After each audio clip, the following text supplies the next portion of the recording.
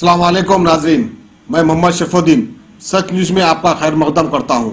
पेश है आज की अहम खबर। ऑनलाइन शॉपिंग करना हो तो सच न्यूज़ की किसी भी वीडियो के डिस्क्रिप्शन में दी गई लिंक को क्लिक कर पाइए बम्पर ऑफर्स और करिए शॉपिंग। तेलंगाना प्रदेश कांग्रेस सेवा दल के प्रेसिडेंट और बड़े कायदों ने टीआरएस हुकूमत पर इल्जाम लगाते हुए बताया कि टीआरएस हुकूमत एजुकेशन के मामले में खोखले वादे कर रही है और यहां के बच्चों को सही तालीम नहीं दे रही है। आइए देखते हैं तेलंगाना प्रदेश कांग्रेस सेवा दल के प्रेसिडेंट और उन कायद क्या कहते हैं। मोहम्मद समीउल्लाह कुरैशी उर्फ आज़ाद है। हमारा प्रेस कॉन्फ्रेंस का मतलब यही है कि तेलंगाना के बच्चों को एक एजुकेशन की रोशनी देना। एजुकेशन के अंदर आज भ्रष्टाचारी मौजूद है और डिप्टी आईओएस डिप्टीओएस बच्चों के किताबें पूरे प्राइवेट में बेच देते हैं। साहब अभी जिक्र करे वो हकीकत है, बेच देते हैं लोग, जबकि रूल नहीं है। मगर ये गवर्नमेंट की एक पॉलिसी है कि गवर्नमेंट स्कूलों को तबाह कर देना और डिप्टी आईओएस प्राइवेट स्कूलों से कनेक्शन क्लब होके हमारे गवर्नमेंट स्कूलों को सुला दे रही, क्योंकि तेलंगाना के अंदर एजुकेशन नहीं होना उर्दू मीडियम, अगर उर्दू मीडियम नहीं होगा तो तेलंगाना में कैसा होगा। तो एजुकेशन को दबाने के लिए यह लॉबी चला गई है। डिप्टी आईओएस डीपीओएस पूरे प्राइवेट स्कूलों को देखते, सालाना सरकार के अंदर सरकार में कोई सलाहियत नहीं है इनके लोगों में। सालाना 2400 करोड़ का पर ईयर लॉस होता सरकार के अंदर, 2400 करोड़ सालाना एजुकेशन डिपार्टमेंट में। मगर इन लोगों की इतनी सलाहियत नहीं है कि सरकार से डिपार्टमेंट से जो करोड़ों रुपए जाता है, आमदनी क्या खर्च हो रही और आने का कैसा, जो 2400 करोड़ बाहर से जो रेवेन्यू आने का रहता वो रास्ते में एजुकेशन माफिया डिपार्टमेंट के डिप्टी आईओ डिप्टी ईओ ये लोग मिलके खा जाते और किताबों को वो करते। अब जैसा कि मिसाल के तौर पे दिया मैं गांधीनगर 2 ये 76 लाख रुपीज 75,000 में बिल्डिंग बनी, जमीन गवर्नमेंट की थी। 6 रूम का है, 6 रूम के अंदर 2 स्कूल चला रहे, एक गांधीनगर 2 चल रहा, एक नवाब साहब कुंडा 2 जिसके अंदर 2 प्राइमरी स्कूल चल रही। एक में 1 2 3 चलता, एक रूम में 1 2 3 एक रूम में, 4 5 एक रूम में, एक प्राइमरी स्कूल 2। फिर एक में नवाब साहब कुंडा उसमें 1 2 3 एक रूम में, 4 5 एक रूम में, 2 रूम में, फिर 2 रूम खाली है। आप देखो बच्चों को सीढ़ियों के पास बिठा के पढ़ा रहे। तो ये लोग टीचर नहीं होने की वजह से पढ़ा रहे। इन लोगों की पॉलिसी है गवर्नमेंट स्कूलों को तबाह करो, तबाह करके ये जब तेलंगाना की रोशनी ही नहीं रहेगी तो तेलंगाना बंगारू कभी भी नहीं बन सकता। अगर सुनहरा तेलंगाना बंगारू केसीआर को बनाना है तो एजुकेशन की रोशनी लाना है। और डिप्टी आईओएस वैसी है, डिपार्टमेंट के लोग, ये लोगों को ट्रांसफर करो, ये पूरे चोरों को हटाओ। हटाएंगे तो एजुकेशन पर्पज आएगा। जब बच्चे अपने माँ बाप बच्चों को स्कूल को भेजते ये उम्मीद से भेजते कि मेरा बच्चा स्कूल में जाके पढ़ रहा, मगर वहां पर एक ही रूम में जमीन पे बिठा के पढ़ा रहे, स्ट्रक्चर तक नहीं है। और गवर्नमेंट ये दावा करती है हम पानी दे रहे हैं, ये दे रहे हैं, वो दे रही, हाँ बच्चों को कपड़े दे रही, छठ का माप लेते, चड्डी देते, जनवरी में लेते, लास्ट एंडिंग में देते, 2000 का आर्डर देते, 100 बेचते। तो ये लॉस है पूरा। खाना दे रहे, कपड़ा दे रहे, खाने में चोरी, कपड़े में चोरी, किताबों में चोरी, बच्चा इंप्रूवमेंट नहीं हो सकता। तो इसीलिए लोग क्या कर रहे हैं, आज एक रिक्शे वाले की सोच ये बन गई कि मेरा बच्चा प्राइवेट स्कूल में जाके पढ़ना। गवर्नमेंट खुद चाह रही है स्कूलों को खत्म करो, मगर उर्दू स्कूलों, गवर्नमेंट के स्कूलों को, तेलुगु स्कूलों की भी वही हालत है। 35 बच्चे है, 15 टीचर है।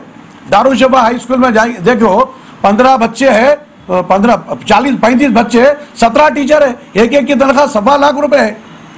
तो हम गवर्नमेंट को में एप्लीकेशन दिया, तुम लोगों से पढ़ाना नहीं होता तो हमारे इंजीनियर्स को दे दो, हम लोग चलाएंगे, तुमसे अच्छा डिजिटल एजुकेशन देंगे।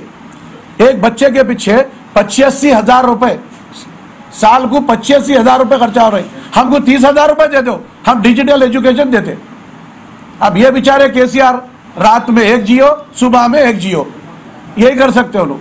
अगर तेलंगाना को सुनहरा बनाना है तो एजुकेशन होना बहुत जरूरी है।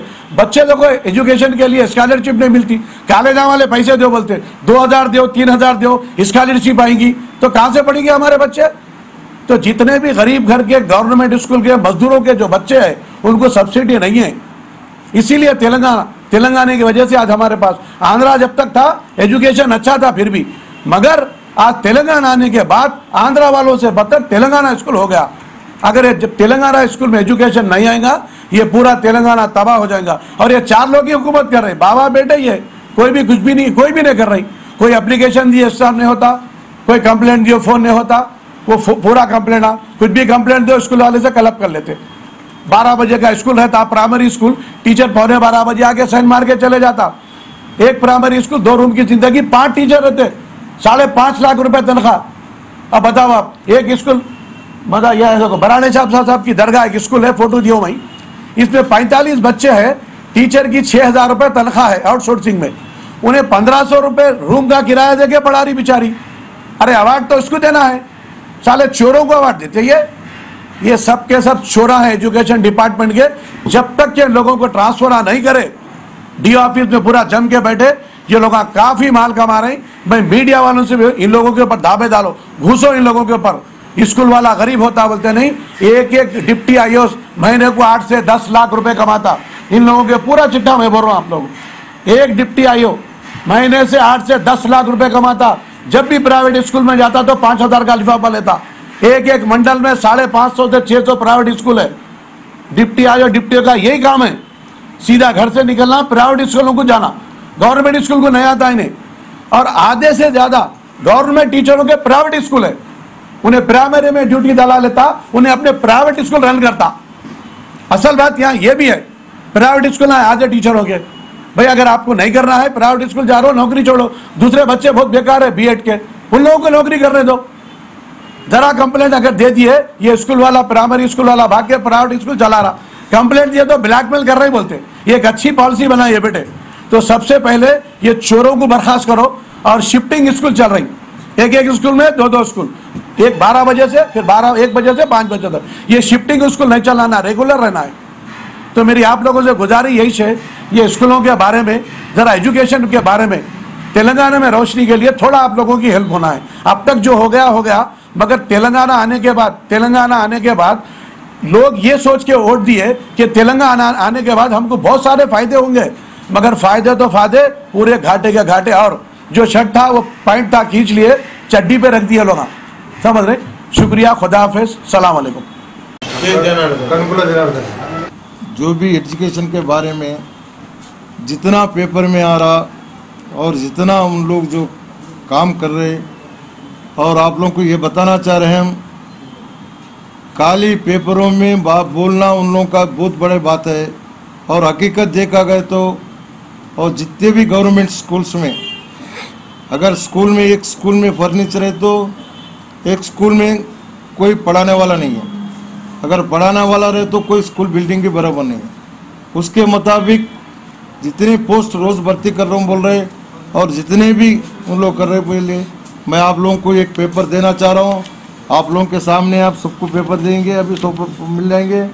अभी आपका एजुकेशन डिपार्टमेंट का, जो एजुकेशन डिपार्टमेंट जितने पोस्ट खाली है वो डिप्टी जीईओ का, और जितने 12 या 15 कुछ भी रहो, अब तक कोई भर्ती नहीं कर रही। और इंस्पेक्टर पोस्ट है, इंस्पेक्टरों का भी भर्ती नहीं कर रहे। अब शायद इसके बारे में हम आप लोग बेहतर जानते, क्योंकि आज हम एक दिन बात कर रहे, लेकिन रोज़ आप निकालने वाले, रोज़ ऐसी जो स्कूलों को चला रहे। और बच्चों का कभी कभी हेडमास्टर नहीं रहते, कुछ स्कूल टीचर चलाता। और ऐसे स्कूलों को चलाने में और स्कूलों को नेगलेक्ट करने में, और जितना एजुकेशन नेगलेक्ट कर रहे उतना लापरवाही इसमें बच्चों का तालीम जितना ये हो रहा। और अब गवर्नमेंट जो है आंख मूछ के सिर्फ बोल रहे पैसे खर्च कर रहे, हम डेवलपमेंट कर रहे, और कहाँ तक ये सरकार टीआरएस सरकार काम कर रहे आप लोगों के सामने है। और ये भी बात मैं आप लोगों को समझाना चाह रहा हूँ, अब बोलना चाह रहा हूँ, और पब्लिक का हम लेके जाना।